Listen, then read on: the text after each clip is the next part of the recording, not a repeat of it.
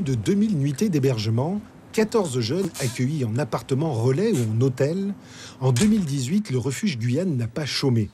Face à l'ampleur de l'homophobie locale, le budget prévisionnel de 40 000 € est vite passé à 70 000. Le poids des préjugés et une violence homophobe culturellement admise sont la triste réalité du jeune homosexuel qui vit en Guyane. On avait prévu à la base, quand on a créé le refuge, de commencer l'hébergement aux alentours de fin 2019. Sauf qu'on s'est très vite retrouvé avec une première demande, une deuxième, une troisième et ainsi de suite pour atteindre jusqu'à 10 demandes d'hébergement à la fois. Donc on a pu créer jusqu'à 8 places d'hébergement. La réaction des familles est toujours aussi violente quand il y a coming out ?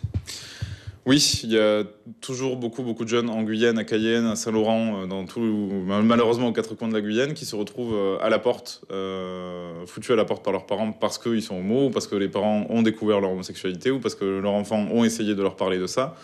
Et ils se sont vite retrouvés à la rue, parfois simplement éjectés, si je puis dire, mais aussi parfois avec des violences verbales, physiques, qui ont été faites par la famille.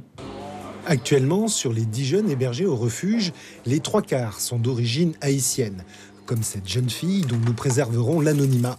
Elle a été rejetée par son père qui voulait la marier à un homme.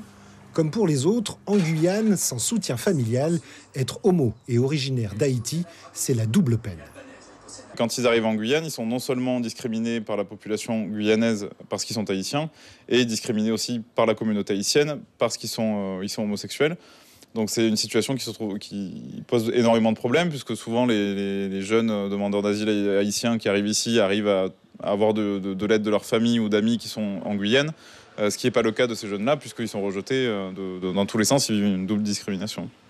Pour faire face aux besoins, en 2019, le budget prévisionnel du refuge a plus que doublé, passant à 100 000 €. L'association est aussi à la recherche de bénévoles pour renforcer la trentaine d'adhérents. Mais là aussi, préjugés et qu'en dira-t-on sont souvent dissuasifs. Suivez l'info sur Guyana Première, télé, radio et Internet.